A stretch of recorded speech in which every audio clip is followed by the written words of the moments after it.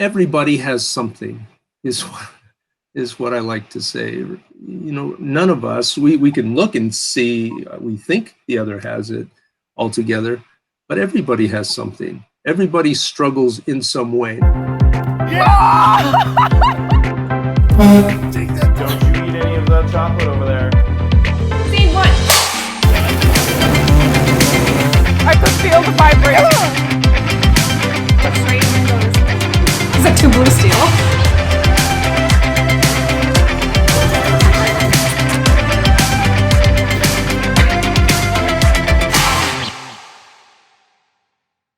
What a time to be alive. What a time to be alive is right. Yeah, strange, bizarre times. Well, I mean, first I want to say thank you so much for being available to do this. I know your time is in high demand. No, that's fine. No problem at all. Glad to help out. Glad to talk. So yeah. It's kind of funny because when I asked you that, you said, well, I really more listen than talk. I thought, that's a good point. This would be a very different thing to do. That's usually my standard response when I'm asked to do like a workshop or something. I said, well, I can just stand there and listen and, hear people talk. That's what I do. That is what you do. Yeah, I much prefer a kind of an interview format like this rather than just spewing for 30 minutes or whatever. Yeah, like teaching. Yeah, teaching. Although I did some of that. I like teaching. That's interactive. It's more the workshop seminar, speak for 30 minutes. It's okay, but yeah. Right. Anyway, this is fine. Awesome. Well, I'm afraid I'm going to butcher it. So for anyone who doesn't know you, can you introduce yourself and your job title? Sure. Butcher which part? No, it's okay. So my name is Brian Schrock. I'm Executive Director at Archway Counselling Association. That's right. And I always refer to you as a counselor, but I know that's not your actual background. So social work, do you consider yourself a social worker? Oh yeah. So yeah, social work's very broad too, right? So yes, I consider myself a social worker. I'm a member of the association where you have to be, but I'm also try to organize the social workers here in the region to kind of celebrate social workers and get to know other social workers, because I believe in the social work kind of theory or cause or that kind of thing. But you would say I'm a clinical social worker, so a counselor, therapist, right? Whatever there. Yeah, there's a lot of different counseling therapists. Yeah. Yeah, and I'd never heard that term of clinical social work. And of course, to me, and I'm sure a lot of people, when you think of a social worker, you think of the person who has to do family cases, and they're placing people in homes or out of homes or taking care. And you don't realize there's a whole other avenue such as this, which is a very important service also. Right. Yeah. And that's why I say it is very broad. You can do a lot with social work, which is why a lot of people are drawn to the field. But so yeah, when people think of it, they think of child protection or welfare, and that's where social work began. But yes, it's very broad, and one of them is, and it depends on the school. Every social work school has a different emphasis too. So the one I went to happened to be and that's why I went to it, was for clinical social worker counseling. So what I'm doing is basically, I have noticed that I know a lot of interesting people doing a lot of interesting things, present company included. And I have found that through this life simulation we're all living, that it rarely goes how we think it's going to go, but we end up in some weird and wonderful places regardless. So I've been reaching out to people I know personally and people I haven't, to talk about their journey from what they thought they were going to do after high school to the career they pursued, to the complete left side. They ended up in a career they never planned on having, and just kind of talking about that. And one of the reasons I reached out to you, which I had mentioned, was my life definitely didn't work out like I thought it was going to. And there were some low points at which I had to reach out for counseling, of which I was fortunate enough to see you about. And I have found that there has been a real shift in the last, I'm going to say 5 years, with people really paying attention to mental health and nurturing that, whereas not that long ago, counseling or therapy were dirty words that people never wanted to admit they were doing or actually even seek out for themselves. And that's something I would definitely love to talk about, is this shift in focusing on mental health and it being more accepted today than it was in the not so distant past. Why do you think that I mean, before there was a pandemic and we really were testing the boundaries of what our mental health is, why do you think people were in society were shifting to say, like, hey, mental health is a thing that we need to nurture. You don't have to have a diagnosis to need that. Like, this is something we need to pay attention to. That last, well, it's a really good question, but especially the last part's a really good point, in that we don't need a diagnosis in order to get help, right? Because even a lot of times people will say, well, mental illness, right? So people are talking about mental wellness as well. And I personally like that more. I think, I mean, if you think of how long medicine has been around, it's really not that long. I don't know, a couple hundred years maybe, which to someone maybe be a lot, but it's really not a lot. Mental health and counseling, very new. And so part of it is just time, I think is one of the things. I don't know. There's a lot of different campaigns, the Bell Let's Talk, right, that has brought awareness to mental wellness and mental health, and also the celebrities as well. You think of just recently Prince Harry, Meghan, with the Oprah interview talking about her depression. Michelle Obama, same thing, in talking about, she said she had a low-grade depression. Right, celebrities and media and entertainment really shape society's views sometimes, for better, for worse.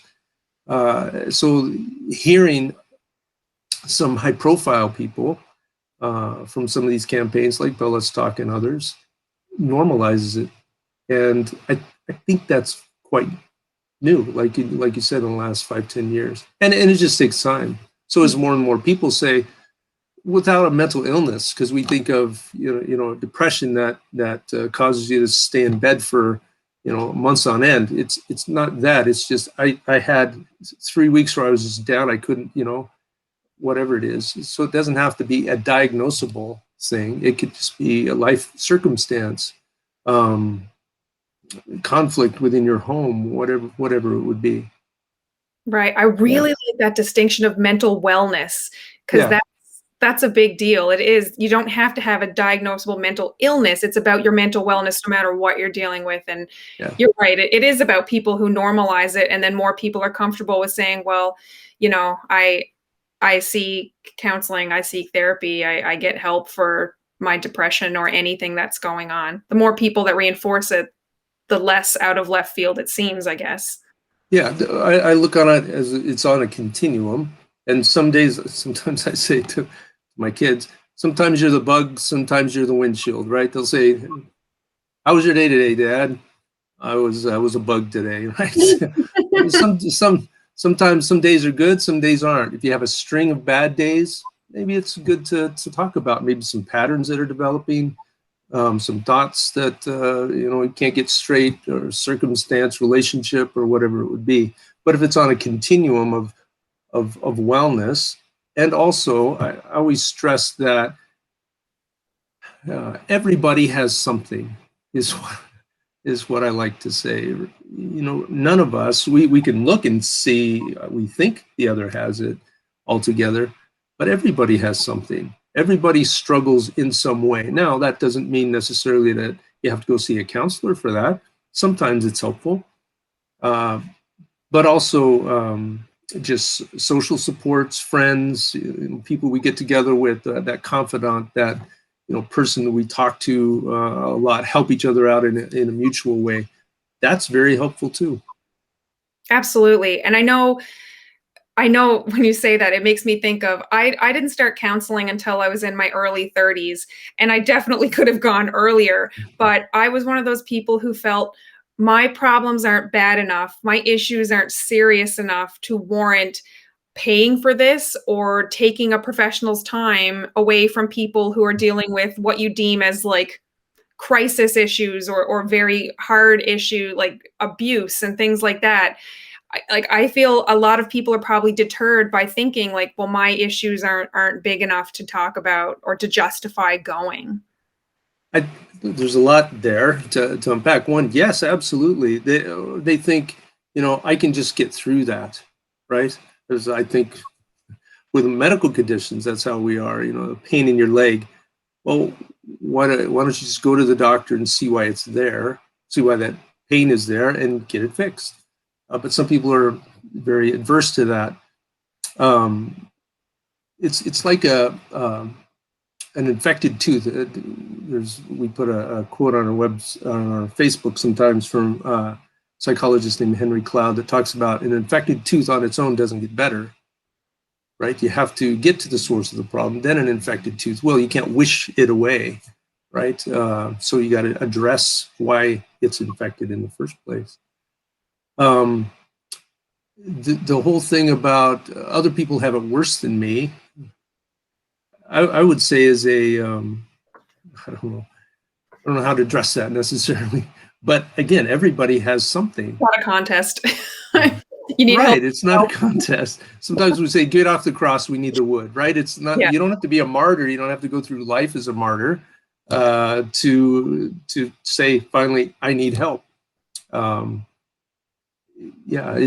again, it's on a continuing and to different degrees. Maybe talking to somebody is going to get you through that, and that's enough. But sometimes a counselor or counseling helps.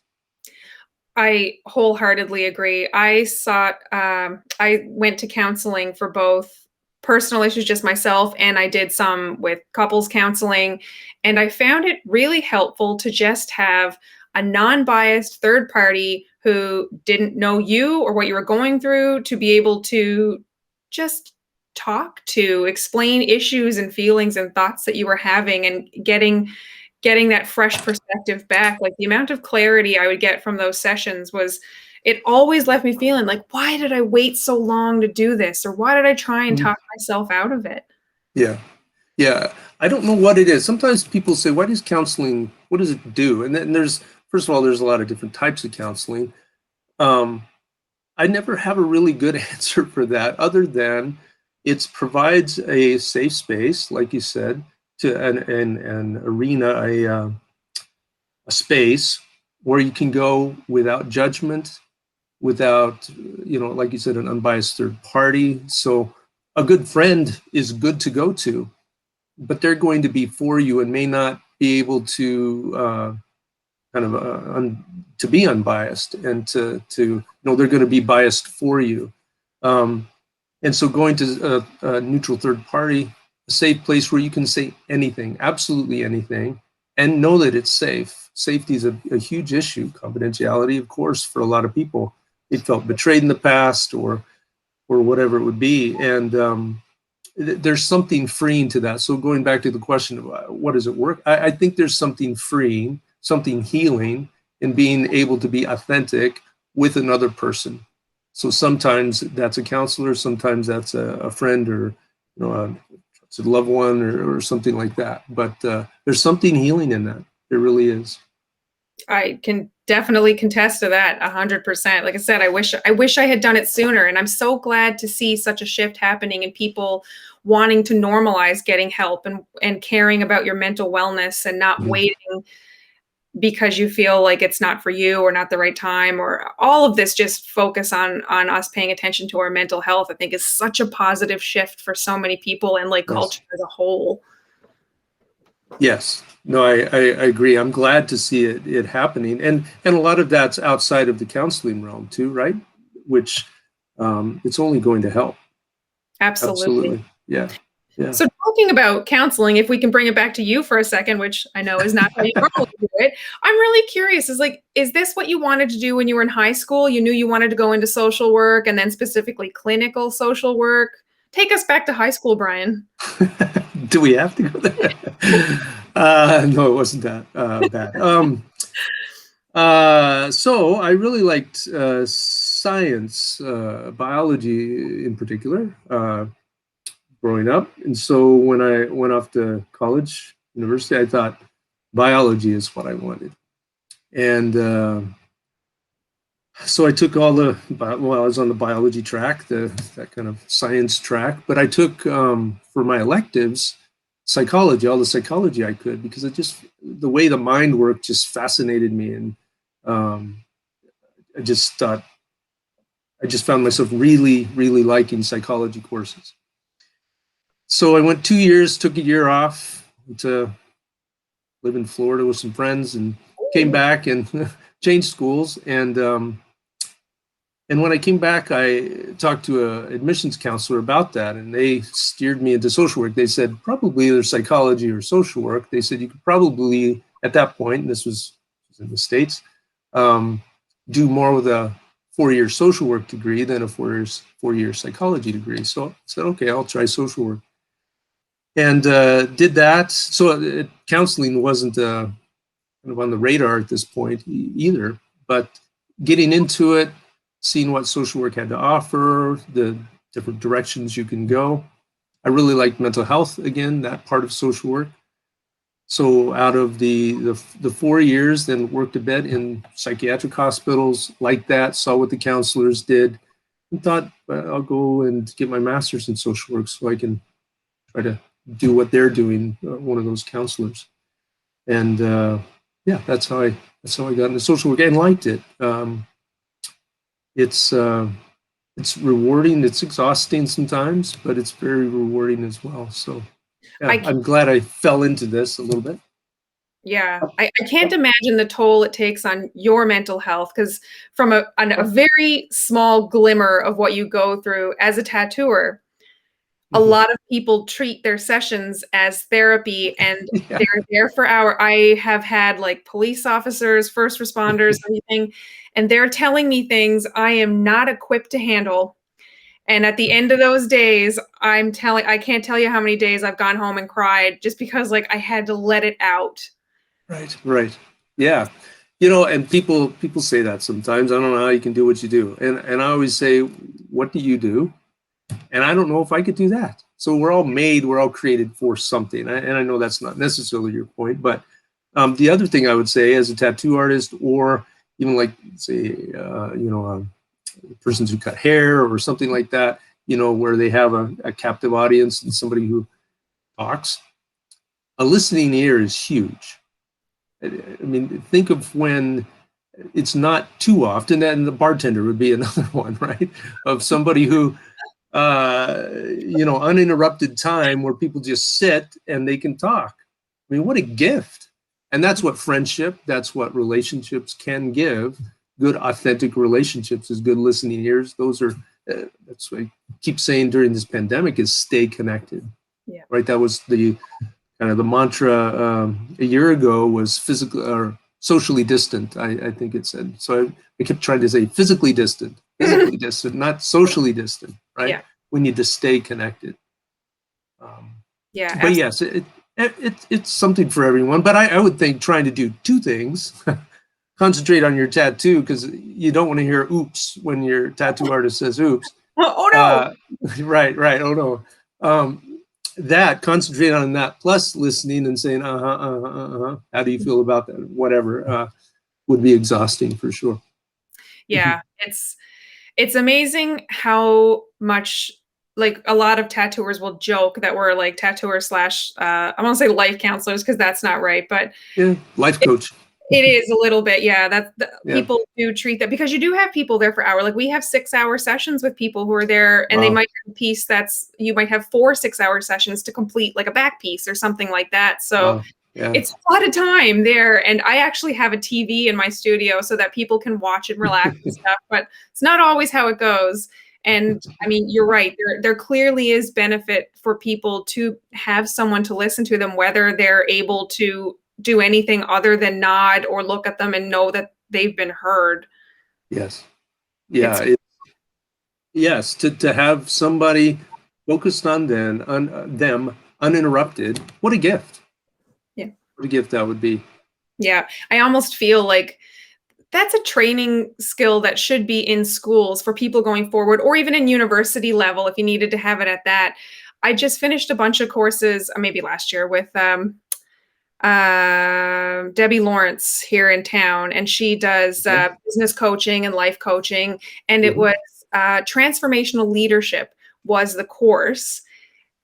And it, like, this is a thing that should be offered to everybody. We learned like the art of a heartfelt apology, how to listen non-defensively, and all of these things. So when we finish this course and you do like your little review and pass it in, it was like, yes, this made me a better leader, but I think it undoubtedly made me a better human to be able to look at these subtle little things, responses and actions that you don't realize that you have that could be limiting to the other person, how it affects them, you, your business, relationships.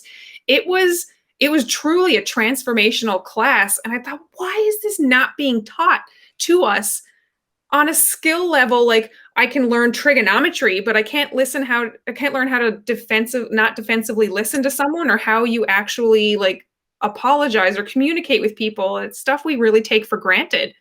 Right. No, that's a great point. One you might say, why isn't that offered in our schools? And I, excuse me, not one to speak about our academics, but why not, right? Why not have that to be as essential as English or math or whatever it would be?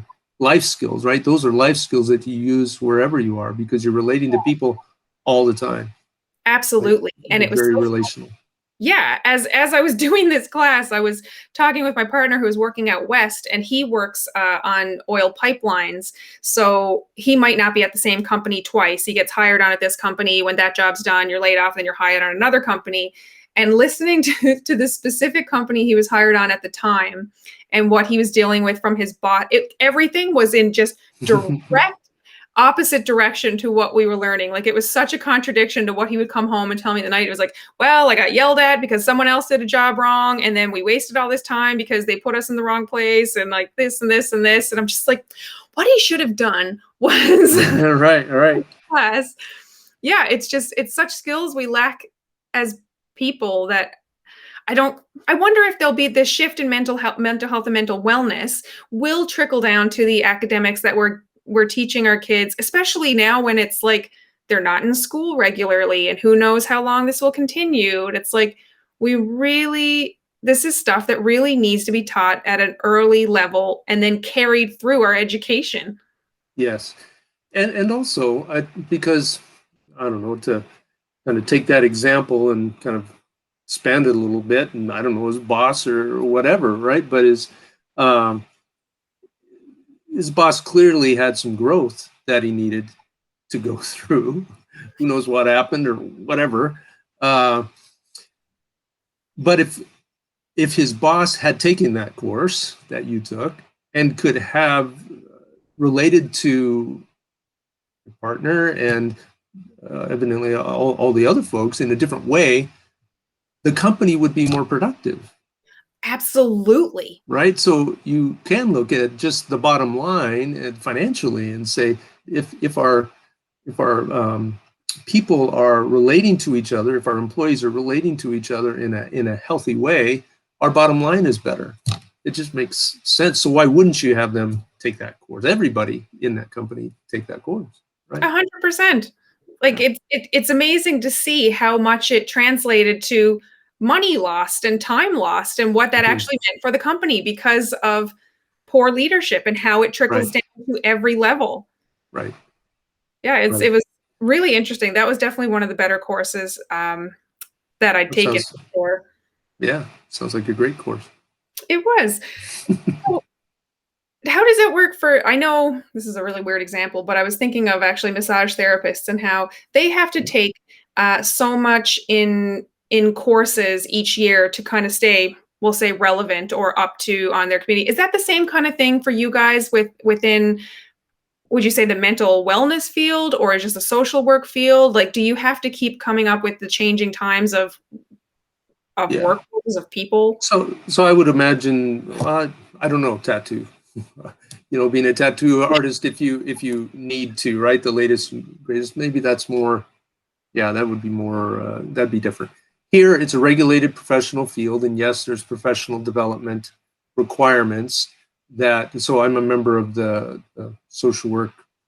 It's the Nova Scotia College of Social Workers, and they have a professional development requirement that they require. Psychologists would, counseling therapists would as well, so that it's just not, I got my degree in 1980 whatever, and and I'm doing the same thing I was, right?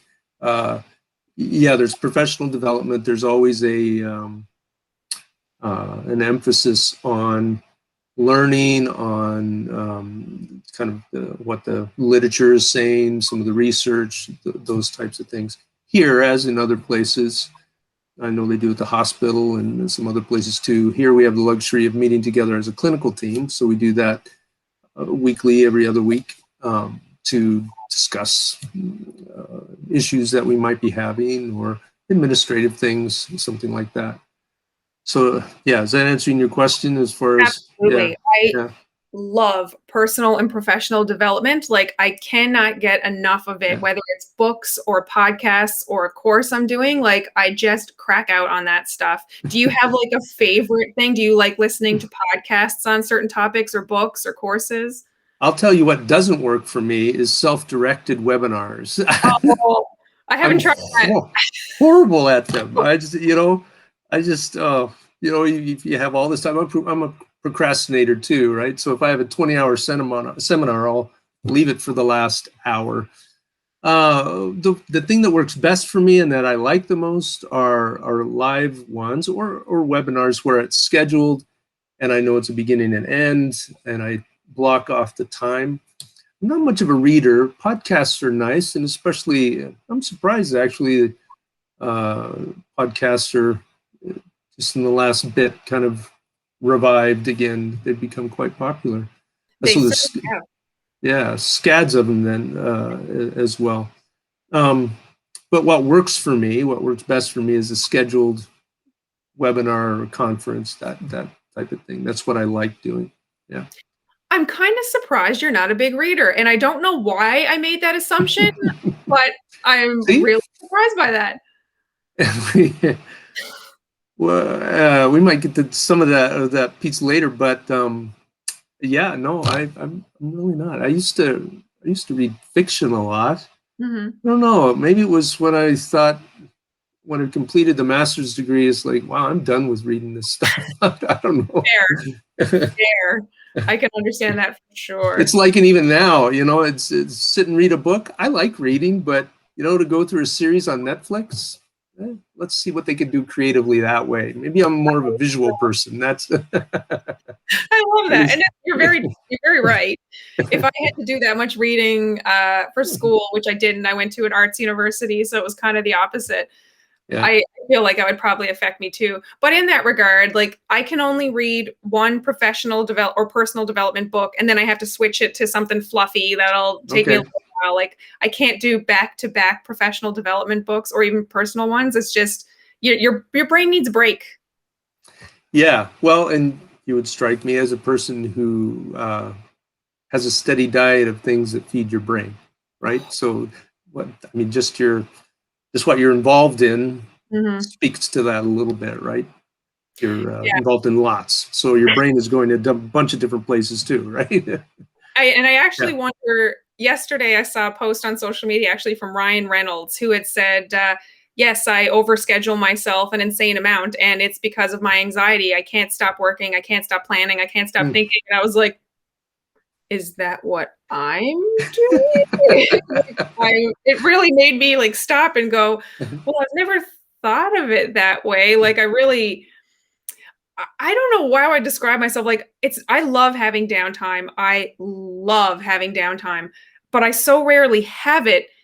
I love to seize the opportunity like this. Like I'm in lockdown, so I'm using this time to do this side project where I've set myself a window of I want to have 10 of these interviews lined up, and then I'm going to do a release schedule and see just where it goes. But So one would say, do you really like time alone, or do you like the other because it's not happening, right? I like both. I need to learn how to survive on like 4 hours sleep. I think that's really the perfect scenario for me. Like yesterday, I spent a couple of hours in my hammock reading. I guess you can argue So that's good. Oh, that is my ultimate. When I get some time on the deck in the hammock with my book, I am so happy. Even if it's only an hour for a day, if I can shake loose that time, that's good. But I find for me, it's just, I love being productive.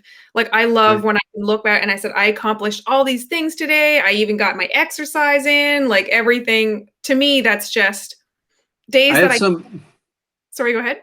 No, days of what? Go, you finish. Days where I feel like I wasn't productive are my worst days, or I get down on myself because I feel like I didn't achieve anything today. I lost a whole day. And I mean, that goes to a deeper psychosis of me and time and how much I'm trying to fit in, I'm sure. But like I have one day at a time tattooed. Where's my camera? On my wrist here. Right. Because to me, I'm that person who was deeply affected by movies young. That was like, if you just found out you're going to die in 2 weeks, what are you going to do? And I'm like, that's not going to happen to me. I'm going to live every day to the fullest. Honest to God, that's how I operate. One could argue, though, that living every day to the fullest could include 3 hours in your hammock reading a book. You're very right. And maybe doing nothing. Maybe doing nothing is the most productive thing you could do for you that day, right? Yep. I used to, when I was only a tattooer, and I think it was probably before I owned my own business, maybe sometime in the early ones, I would have full Sundays. I didn't leave the couch. It was like all day. That's where my meals were. I watched TV all day and I lived for those days. I haven't had one of those days in years. Right. So within Christian circles, they talk about Sabbath, right? Or Jewish circles too. They talk about Sabbath, but basically it's a rhythm of every 7 days, take a day off, right? So it's a scheduled time to just be and do and not any expectations. Because that's what I would wonder too, is what's going on in your head when you're not doing anything.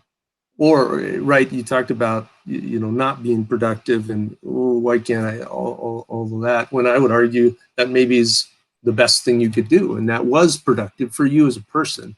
Maybe the output of whatever widgets that you're making, maybe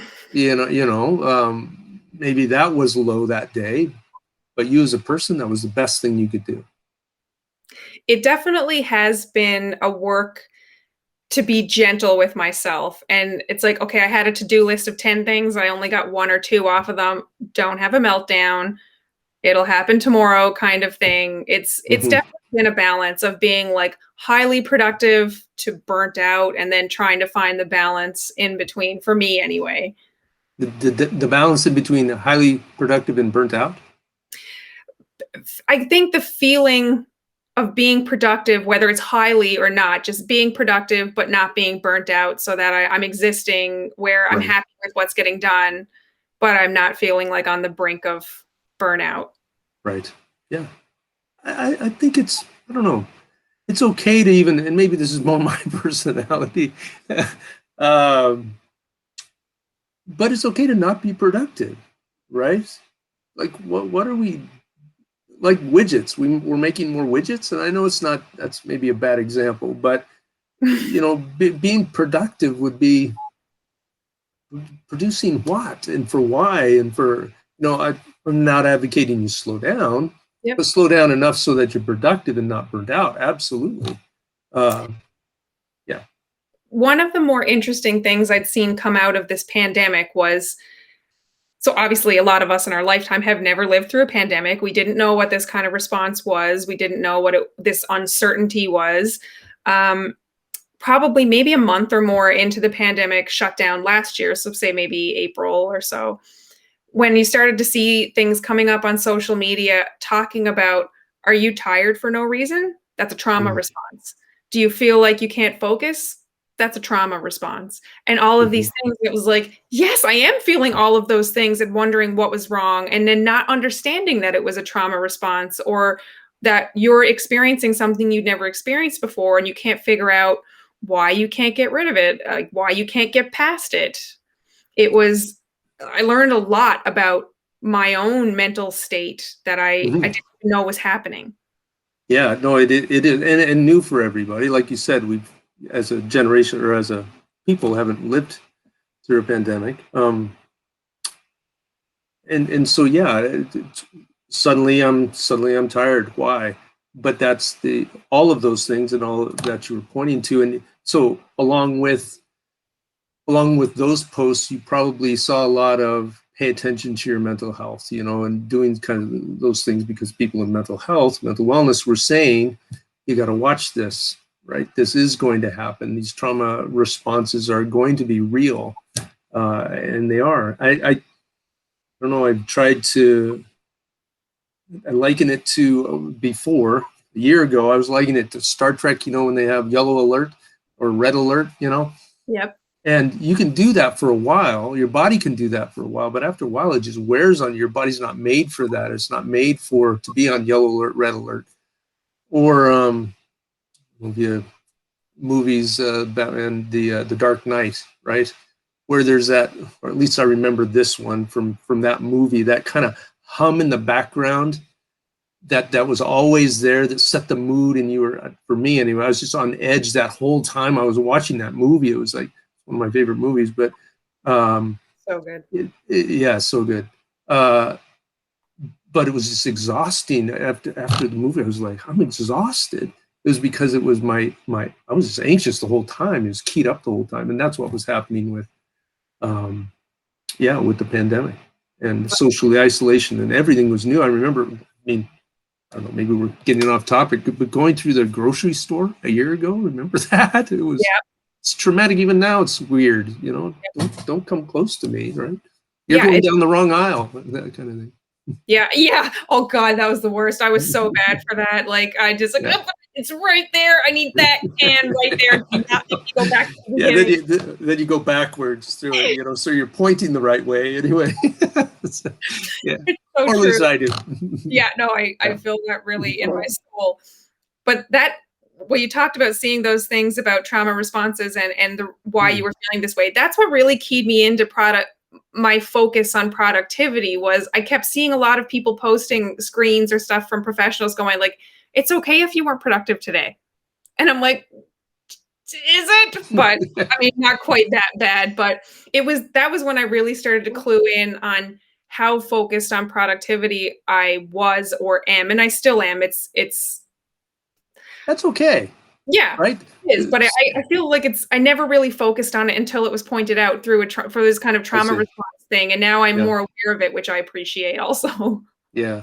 One of the therapists here talk about your strength is also your weakness, right? And also, that's your superpower maybe, right? But you do have kryptonite. I don't know what superhero references, but you know what I mean, right? You're a person that likes to be productive, and that's great. Nothing wrong with that.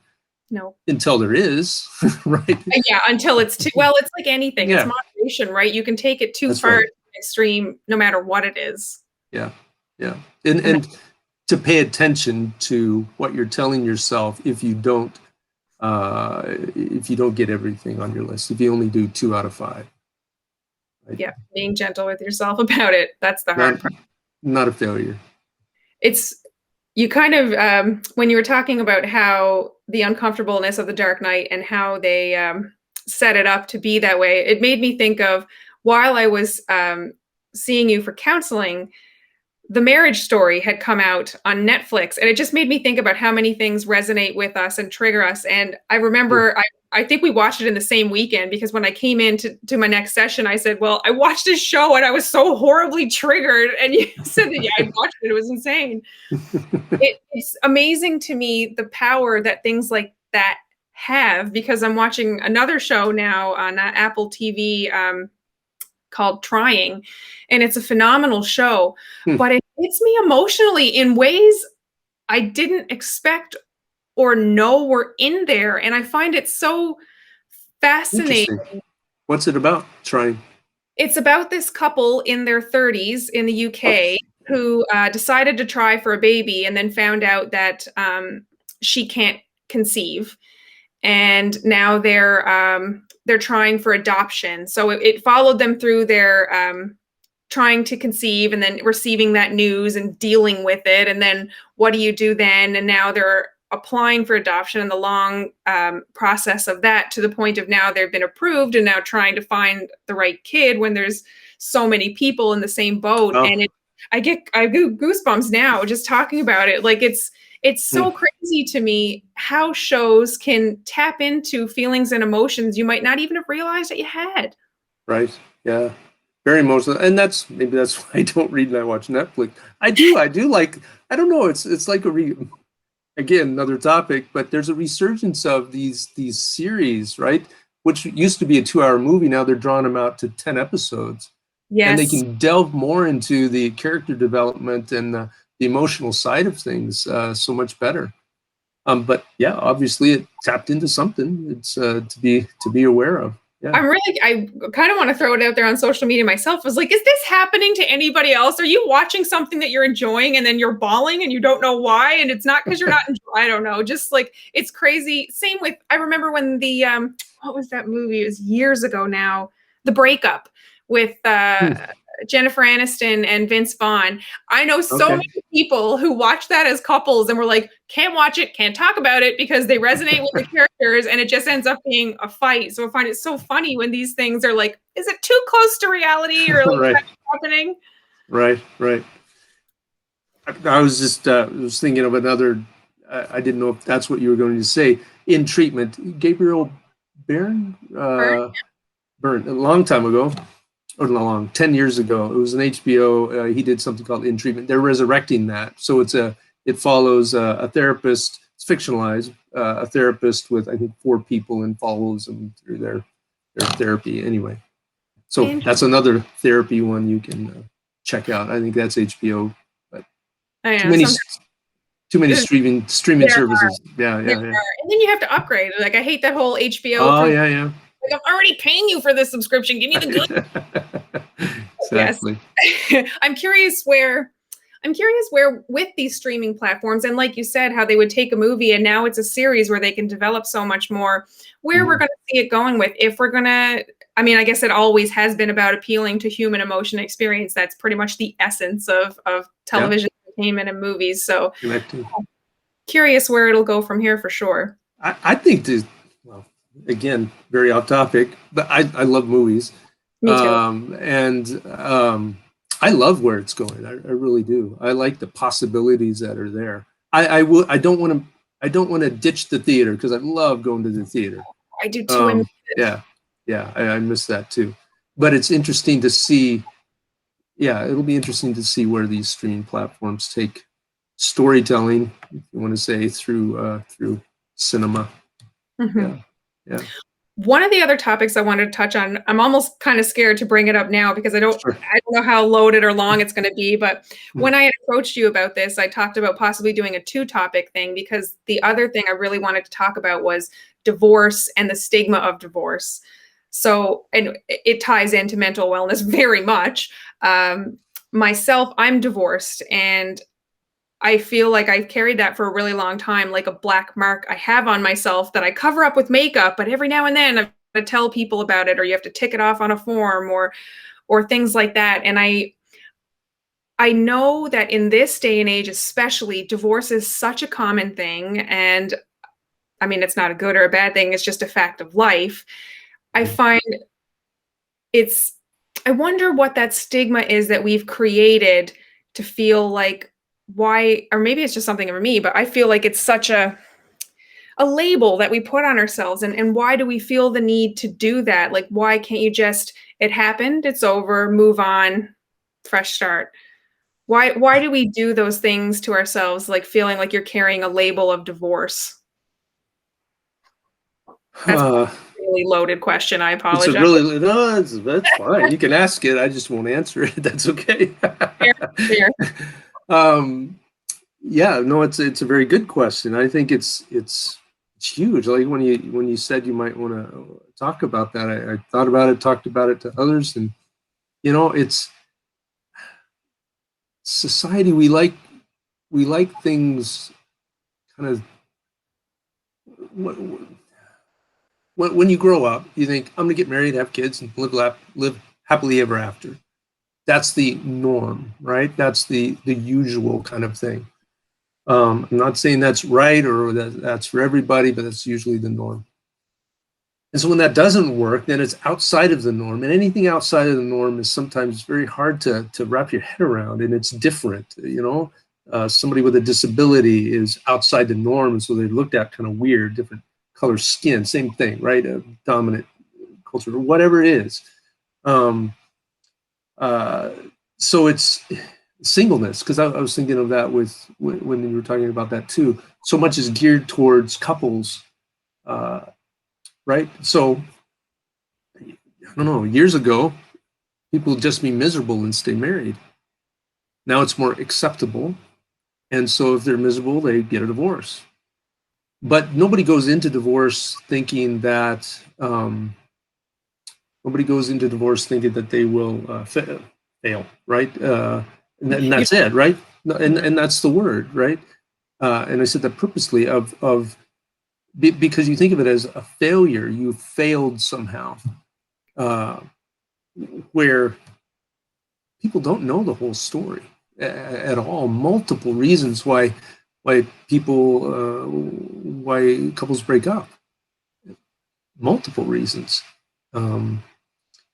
But I think it's that failure piece. People want to succeed, and you don't succeed. and even with the facade of being together, and maybe it's miserable, still you've succeeded, right? By staying together. I think that's the biggest one, really, is just failure, and it's outside the norm. It's divorce. Some divorces are really ugly. Mm-hmm. And so that's the other thing, is there's a lot of hurt connected to divorce, right? For the kids, for families, it's just messy.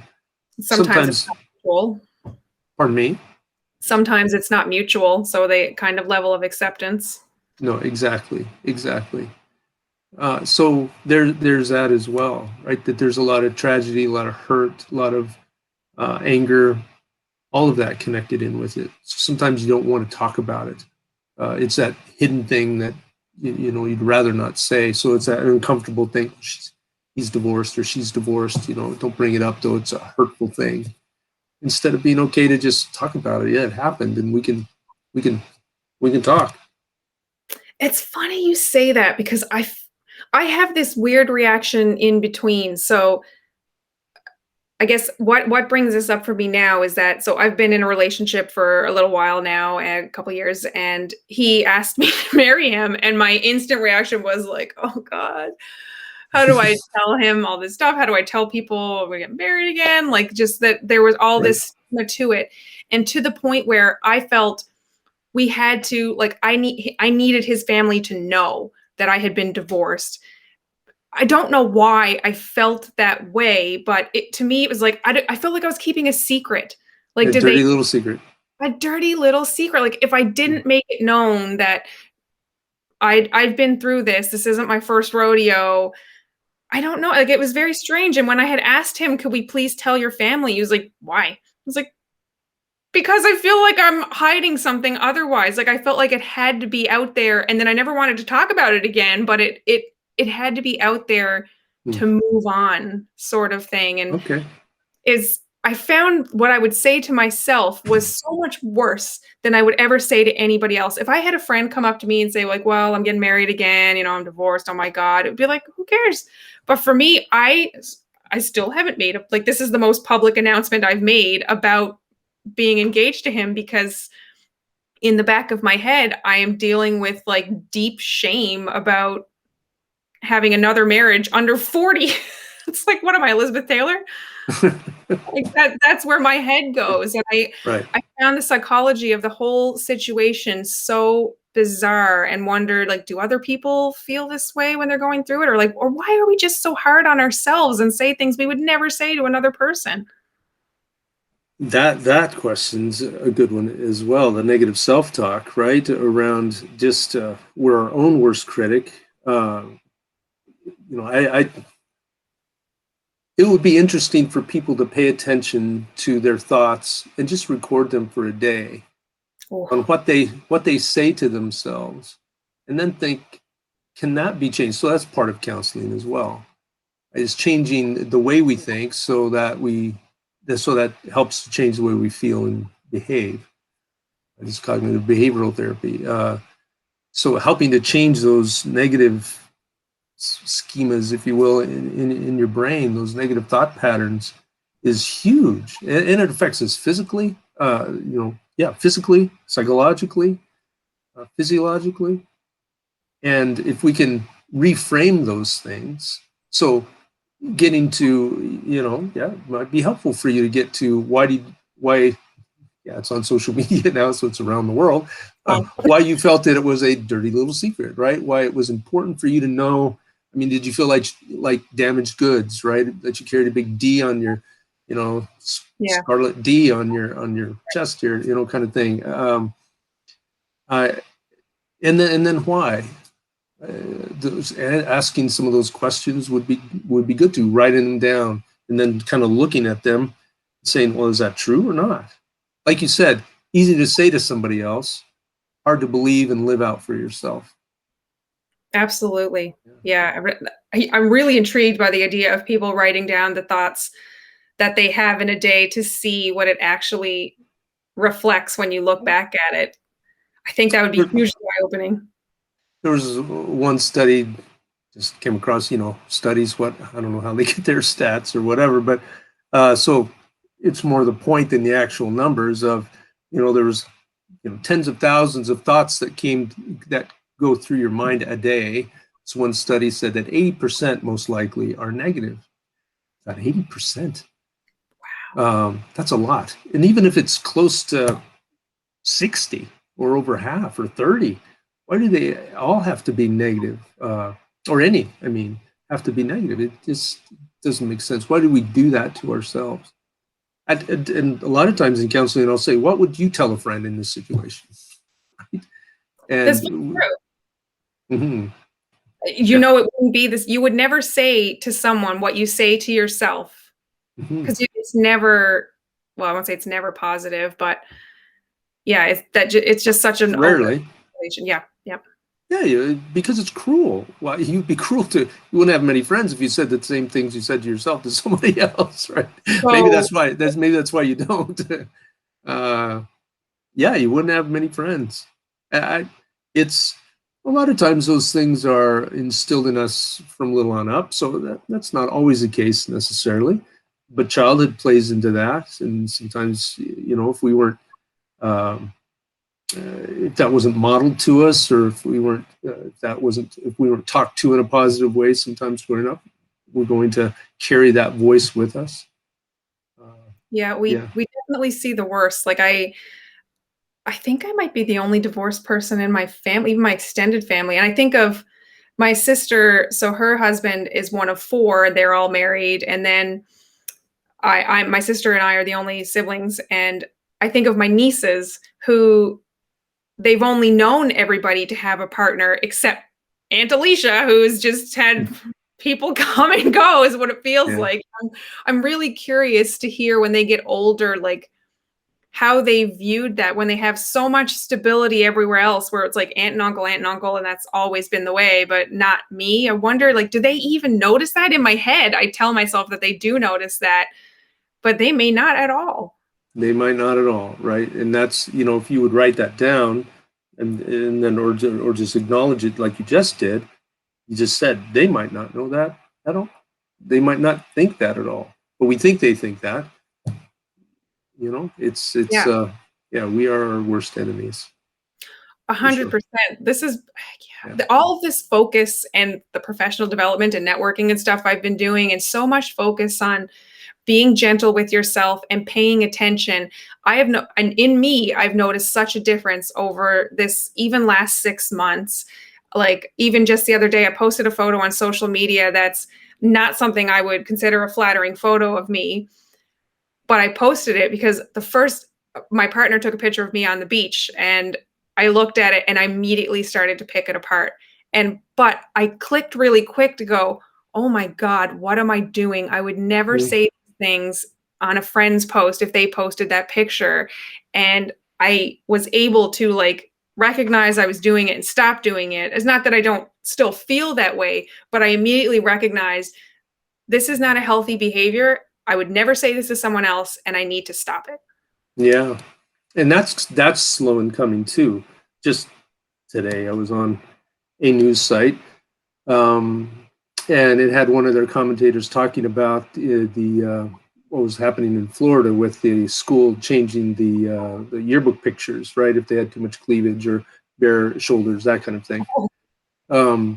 And the person was just talking, and they kind of went off that topic to just talk about her struggle growing up around body image and those types of things and eating disorders that she struggled with, and just that, right?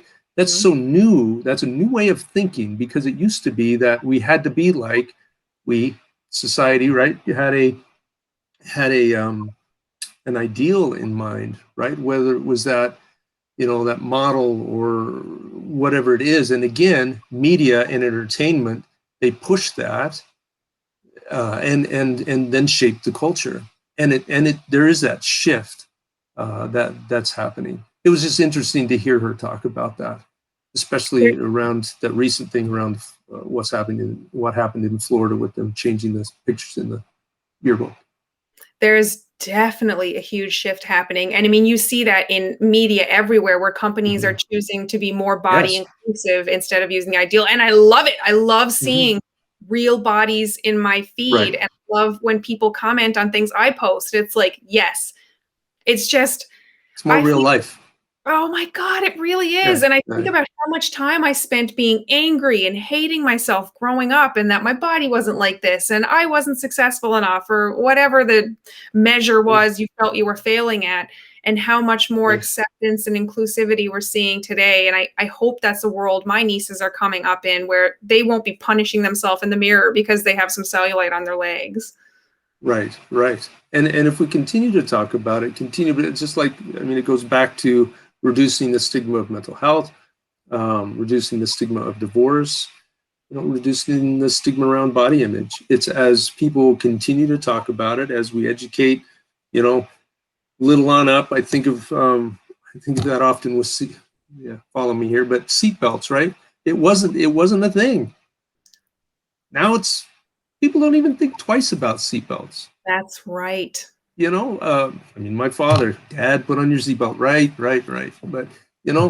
But now kids they just do it. That's all they know. And so if we continue to do these things, mental wellness, body image, whatever it is, those stigmas, race, culture, those kinds of things, we continue to teach our kids the right way, whatever that way is. That is such a perfect topic. Like, just a good ender right there. I couldn't have wrapped it up better if you scripted it. Oh, there we go. Oh, that's perfect. I do want to end with a couple of rapid fire questions, if you don't mind, that I like to shoot at people just for fun. They start off easy. They'll get a little more layered. But what would you say your favorite snack is? Okay, just so we're clear, not around snack, but around these types of things. I don't know if it's an excuse, but I'm lousy at them. I will try. Okay? That's all I can ask for. Favorite snack? It'd be ice cream. Yeah, you're an ice cream fan. Do you have a specific flavor, or is anything it chocolate? When I went to 902, right? Yep. The piece. Do you have anything chocolatey that's chocolate on chocolate? That's what I'm looking for. Yeah.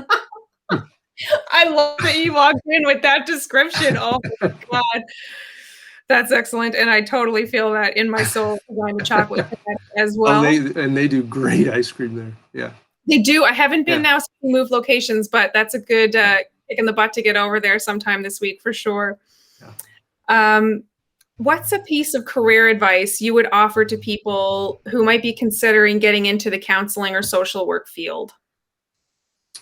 My sarcastic nature would say don't, but no, I don't mean that. Is that about their chosen field? Yeah.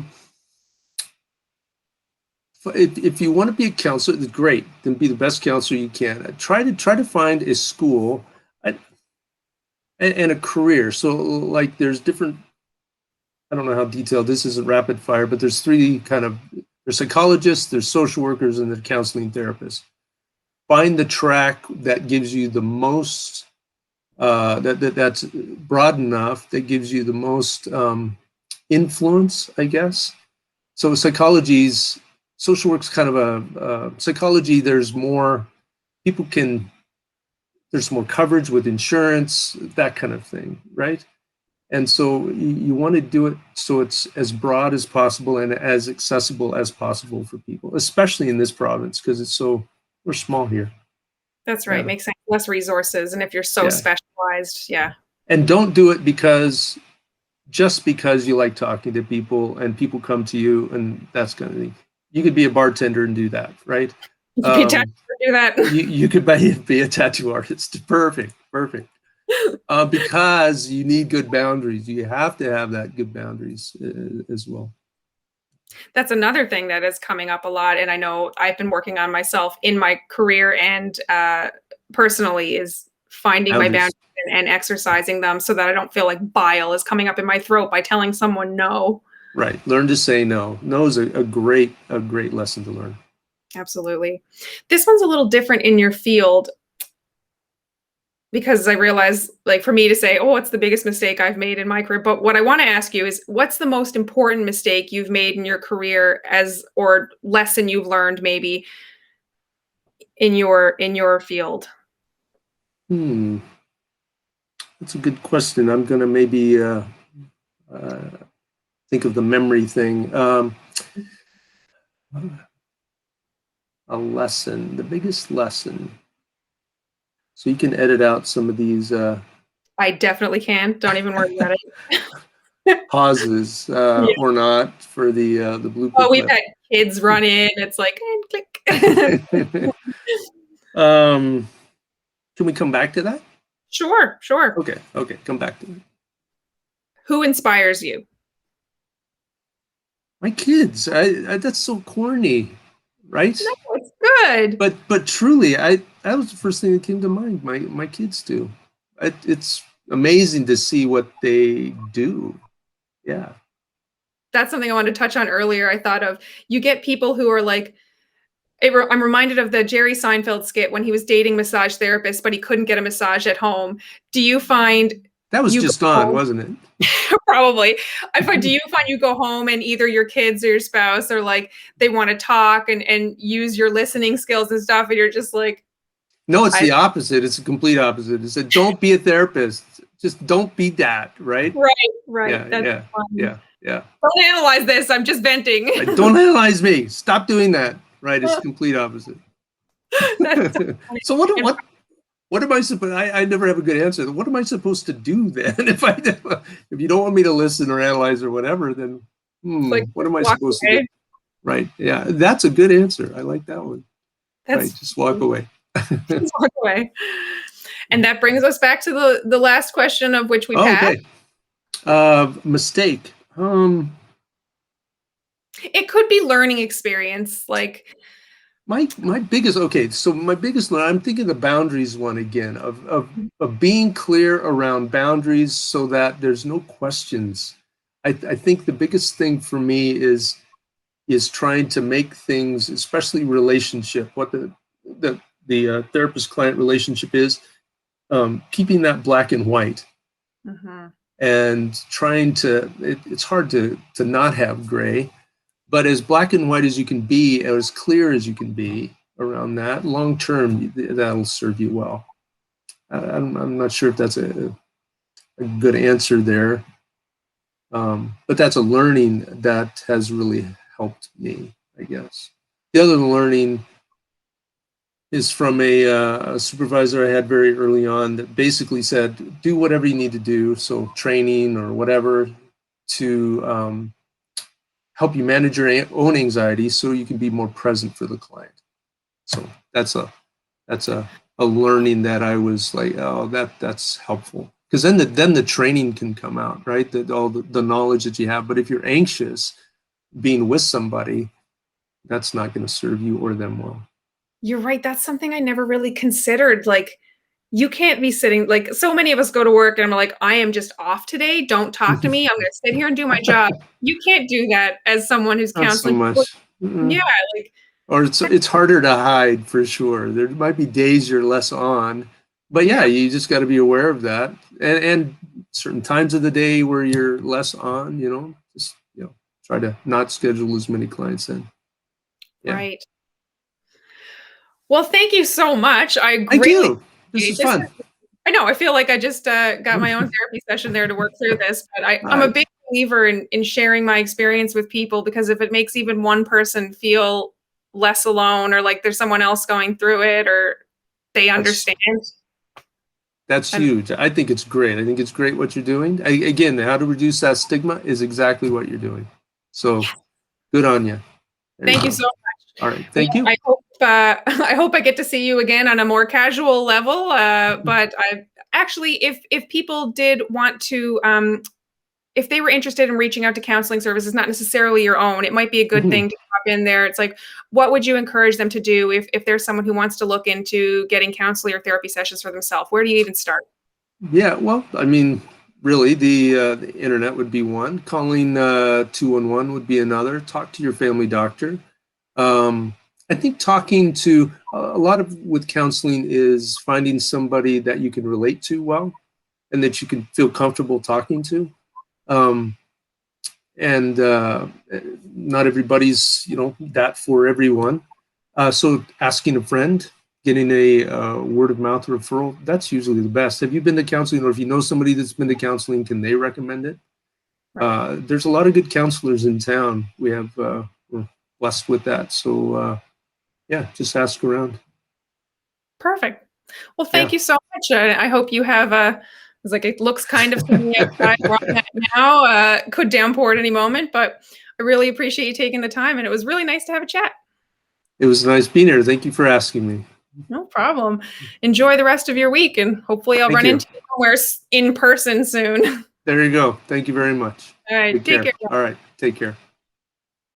Thanks for watching. Be sure to subscribe and share with a friend. Tune in next week when we have a panel discussion on men's body image. Thanks for watching. Be sure to subscribe and share with a friend. Tune in next week when we have a panel discussion on men's body image.